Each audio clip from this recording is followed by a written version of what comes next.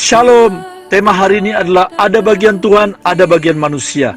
Hari-hari ini banyak orang dikuasai oleh ketakutan karena setiap hari mendengar informasi tentang ganasnya virus corona yang sudah merenggut banyak jiwa. Virus corona milik malaikat pencabut nyawa. Mari kita belajar bagaimana Tuhan melindungi bangsa Israel dari tulah ke-10 yaitu roh kematian ketika akan keluar dari Mesir menuju tanah Kanaan. Dari Keluaran pasal 12 ayat 22b dan 23.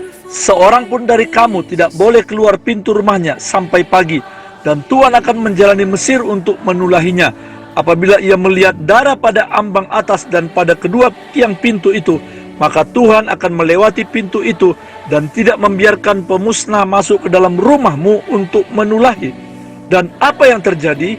Semua anak sulung orang Mesir mati karena malaikat maut lewat di depan pintu rumah mereka. Bagaimana dengan orang Israel yang saat itu masih tinggal di tanah Mesir? Mereka semuanya selamat, tidak ada satupun yang mati. Mengapa?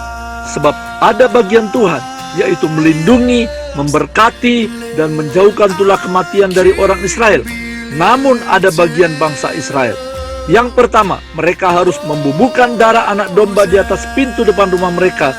Dan yang kedua, mereka harus tinggal di rumah. Ketika kita berdoa, Bapa, kami minta Engkau menutup bungkus kami sekeluarga dengan darah Yesus, maka itu berarti kuasa kegelapan, virus penyakit, bahaya, roh kematian tidak dapat menembus benteng pertahanan yang dibuat oleh Tuhan terhadap kita, oleh karena ada kuasa darah Yesus yang melindungi kita. Ya, kuasa darah Yesus jauh lebih dahsyat daripada darah hewan yang disapukan di ambang pintu bangsa Israel. Namun ingat saudaraku, ada bagian Allah dan ada bagian kita.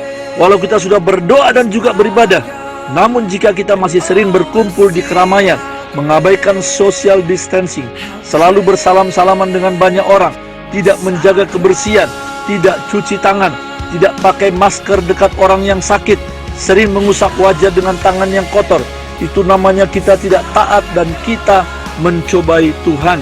Jangan salahkan Tuhan jika tiba-tiba Anda terinfeksi virus corona, walaupun kita percaya dan berdoa, sebab ada bagian yang tidak dilakukan. Amsal 27 ayat 12 mengatakan, kalau orang bijak melihat malapetaka, bersembunyilah ia, tetapi orang yang tidak berpengalaman berjalan terus, lalu kena celaka. Jika kita ibadah online hari Minggu di rumah, itu bukan berarti kita kurang iman, tetapi itu bijaksana.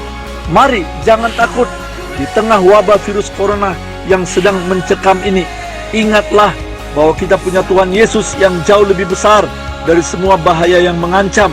Jangan terus kita bicarakan ancaman virus corona, sebab itu akan menyebarkan virus ketakutan bagi orang banyak dan juga bagi Anda sendiri.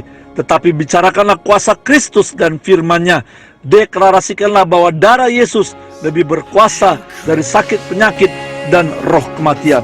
Hari-hari ini memang ada ratusan gedung gereja sementara tutup karena misi untuk memutuskan mata rantai peredaran virus corona. Namun justru ribuan bahkan ratusan ribu mimbar-mimbar kecil dibuka dan doa bersama keluarga dilakukan di rumah-rumah. Tuhan Yesus memberkati.